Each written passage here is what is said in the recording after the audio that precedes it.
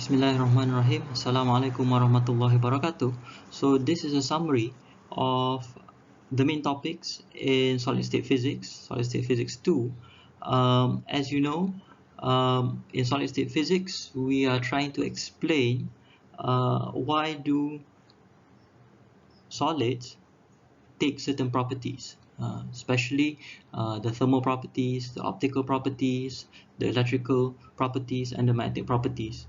In essence, what we want to know is why are some materials shiny? Why are some materials not shiny?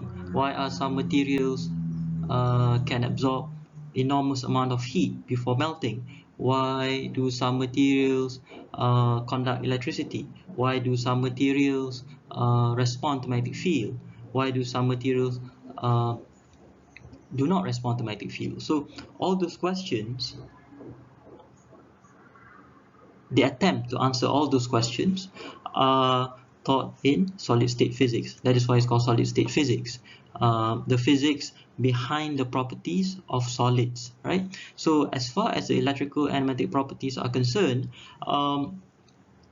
previously we have learned that we can divide materials into conductors, insulators, and semiconductors. We have learned this since school, and we know how to test whether a material is a conductor or insulator or semiconductor. We just connect it to a circuit and we measure the current flowing through it. So we know this, right? So we classify the electrical properties of materials according to how they respond to an applied current, right?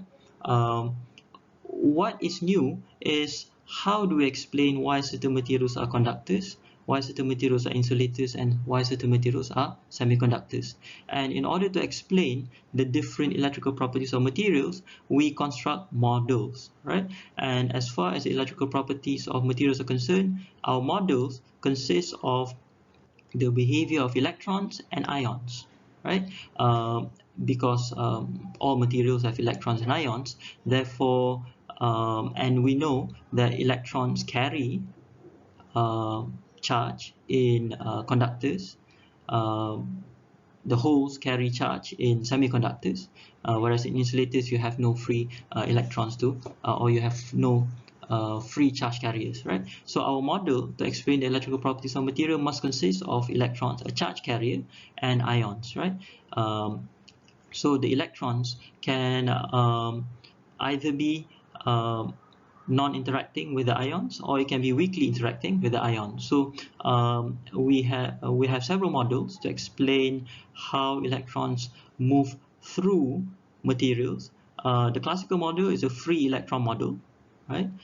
In which we imagine the electron as gas flowing through the positive ions in the conductor, right? And in this case, because the electrons are free, therefore they do not interact with the ions. They don't even know that the ions are there, right?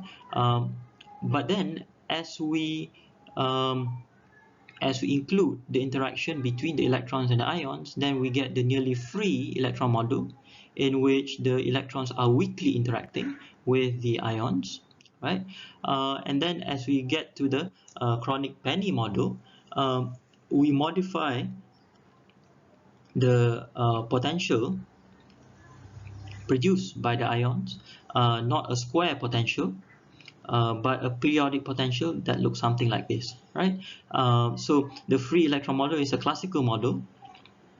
Even the electrons obey the Maxwell-Boltzmann distribution in terms of its energy, whereas when you get to the nearly free or the chronic penny model, then we switch to the Fermi-Dirac distribution to explain the energies of the electron. So the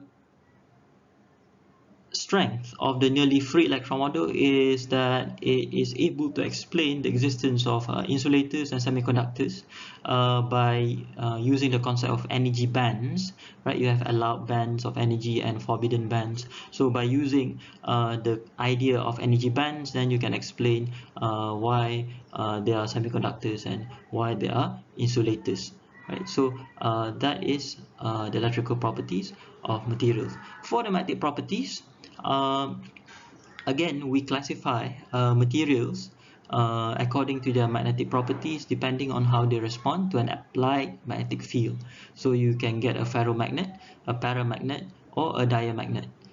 So you can expose these materials to a magnetic field. You can try to magnetize them, right? And then you see the strength of the then you measure the strength of the magnetic field within the material, right? If the material opposes the applied magnetic field, then it's a diamagnet. But if it enhances the applied magnetic field, then it's a ferromagnet, right? And then in order to explain why certain materials are magnetic and why certain materials are not magnetic, then we also construct models. But in the model for the magnetic properties of materials, we have the electrons again, because the electrons are moving around the nucleus, therefore it is a current loop, and a current loop has a magnetic moment, right? And the magnetic moment of the current loop can interact with the external field, right? And it is also related to how the orbitals in the atoms are filled, right? Is it fully filled or is it half filled, right? So electrons are important as well to explain the magnetic properties of materials. And then we also use the concept of magnetic domains, right? Depending on whether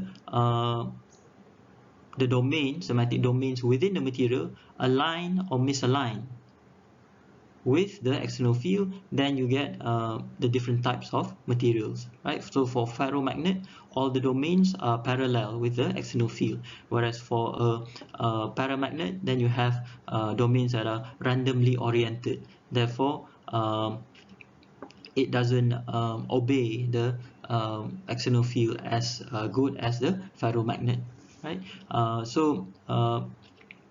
And then the different types of magnetism respond differently to external field, right? So for a diamagnet, then it opposes, it expels magnetic field from within the material, whereas for a paramagnet, then it attracts field, external field towards it. So for instance, water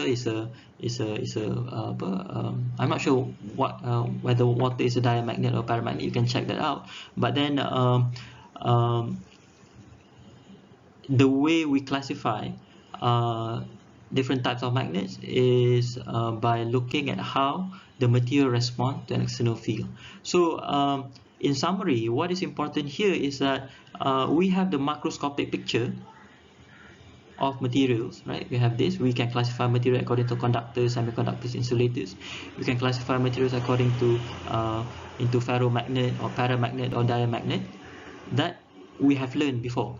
What is new is how do we explain these different types of materials, and for that we construct models, and our models involve of electrons and ions, or electrons and magnetic domains.